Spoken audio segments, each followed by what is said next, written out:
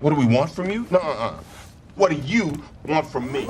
You have become a problem I have to deal with. For this list, we are putting the focus on more real-world facts as opposed to looking at specific plot points that occurred in the comics or films.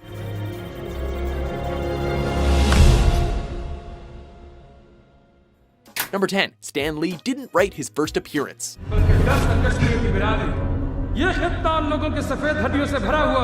After creating several successful comic book series, Lee decided that he wanted to try to create a character that would be difficult for audiences to relate to, but make him so interesting that audiences would love him anyway. He chose to create the quintessential capitalist in Tony Stark/Iron Man. What you might not know, however, is that Lee didn't actually write the original story in Tales of Suspense number 39.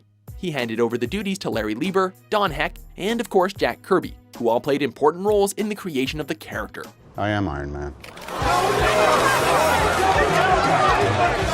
Number 9. 17 years of production. Iron Man first hit the big screen in 2008, but Universal Studios had actually purchased the rights to the character back in April 1990. 20th Century Fox eventually acquired the rights in the late 90s and considered casting Nicolas Cage or Tom Cruise in the leading role. Any questions? Yeah. Can we get a cappuccino machine in here? Because I don't know what you call this. Although several screenplays were written, no film was ever made. New Line Cinema bought the rights but couldn't get a film put together, and eventually returned the rights to Marvel, who teamed up with Paramount Pictures. After 17 long years of production, they finally released the film that made the Marvel Cinematic Universe possible.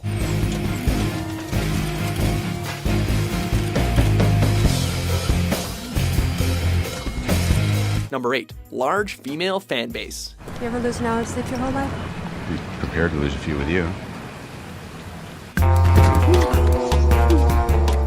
It's no secret that Tony Stark is a ladies' man, but the character's popularity with women goes beyond the comic book pages. According to Stan Lee, Iron Man was one of the first superheroes to gain a significant following with female readers, and these readers were responsible for most of the character's fan mail received by Marvel. Whether it's the money, the charm, or the do what I want attitude, it's pretty clear that Tony Stark is successful with the ladies, both fictional and non-fictional.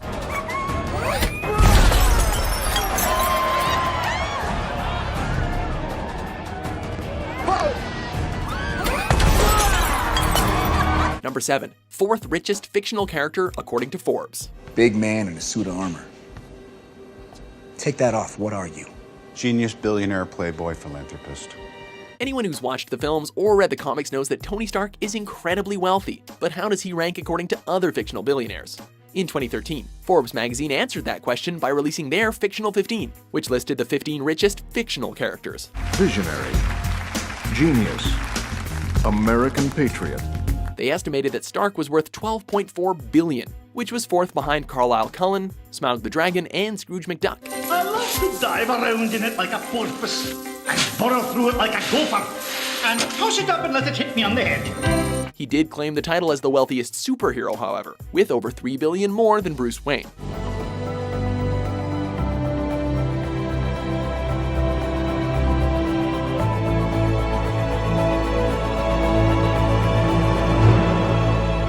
Number 6. Created as an anti-communist hero. He says for you to start working immediately, and when you're done, he will set you free. No, he won't. No, he won't. Like it or not, comic books are and always have been political. Iron Man was first introduced in 1963 in the middle of the Cold War between the United States and the Soviet Union. If we don't stop him, we must stop him. It's time to iron things out. While Stan Lee has admitted that he wanted to create a character that would be difficult for fans to like at first, the character also served as an anti-communist hero. In Tales of Suspense number 39, Stark is captured by the Vietnamese tyrant Wong Chu. He is able to build a suit and escape, however, killing numerous communists along the way.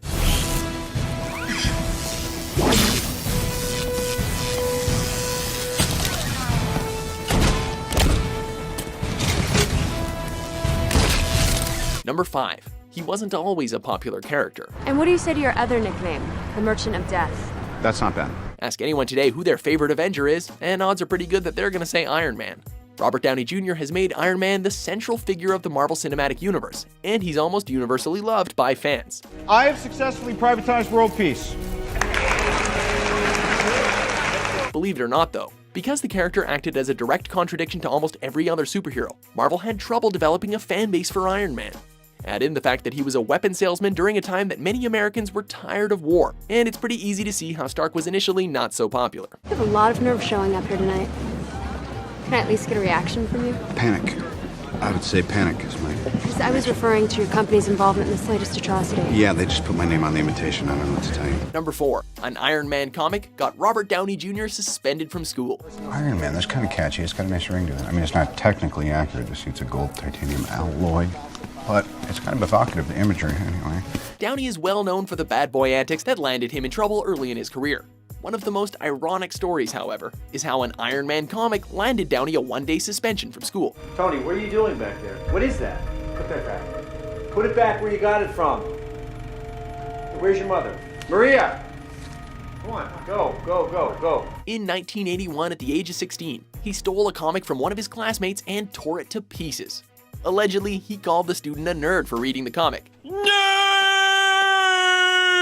That comic just so happened to be an issue of the Invincible Iron Man. If only he had known then that Iron Man would soon become the most iconic role of his career. Nice work, kid. Number 3. He founded the Avengers. What have I to fear? The Avengers. That's what we call ourselves. Sort of like a team. Earth's mightiest heroes type thing. Perhaps making up for the fact that he was unable to write the first issue featuring Iron Man, Stan Lee included him in the first issue of the Avengers as the founding member of the team. Maybe your army comes, and maybe it's too much for us, but it's all on you. Because if we can't protect the Earth, you can be damn well sure we'll avenge it. In the issue, Loki manipulates the Hulk into causing severe destruction, resulting in Iron Man, Ant-Man, Wasp, and Thor all attempting to stop him. They would eventually join together and call themselves the Avengers, with Iron Man assuming the lead position. He would also eventually step down in later issues, allowing Captain America to take over. You got the lightning. Light the bastards up. You and me, we stay here on the ground. We keep the fighting here. And Hulk. Smash. Number 2. Disney nixed a movie about Stark's alcoholism. I need you to do it. I am trying to do it. You're not listening to me. I'm trying to make you CEO. Why won't you let me? Have you been drinking? The films do an excellent job portraying a lot of things about Tony Stark's character, but one of the things they've so far skipped over is his battle with alcoholism. It's time to go to bed. It's time. You're not going to be happy. Come on, you know you want You to. just keep the soup. I know, it has a filtration Yeah, system. sexy. You could drink that water. Although this was hinted at in Iron Man 2 and 3, it hasn't been explored anywhere near as thoroughly as in the comics. She's right. The party's over. Then again, the party was over for me like an hour and a half ago. The after party starts in 15 minutes. In fact, there were talks about adapting the Demon in a Bottle storyline for Iron Man 3, planning to connect it to the PTSD Stark would have after the New York incident. Unfortunately, and I'm sure you saw this coming, Disney nixed the idea because of the large number of children who are fans of the Marvel films. Hey, you're a heart doctor. She's going to need a cardiologist, that's right.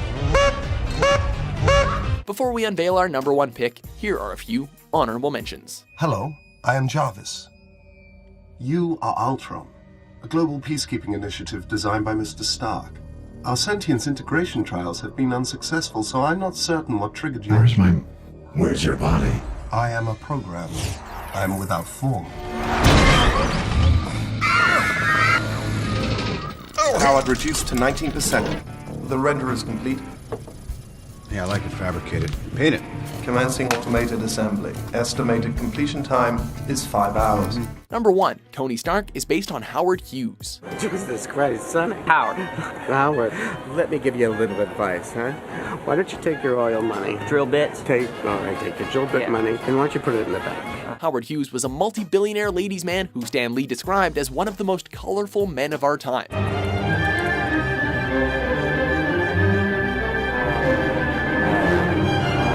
As such, it isn't hard to see where Lee found his inspiration for Tony Stark. Lee admits that he based Stark on Hughes, although he had to tone down several of Hughes' mental instabilities, such as his OCD. That milk is bad. I shouldn't pick up the bottle of milk with my right hand. Instead, he gave Stark a severe addiction to alcohol, which has affected the character at various points throughout the series. I'm sorry, I don't want to get off on the wrong foot. Do I look at the patch or the eye? Honestly, I'm a bit hungover. I'm not sure if you're real or if I'm having... I am very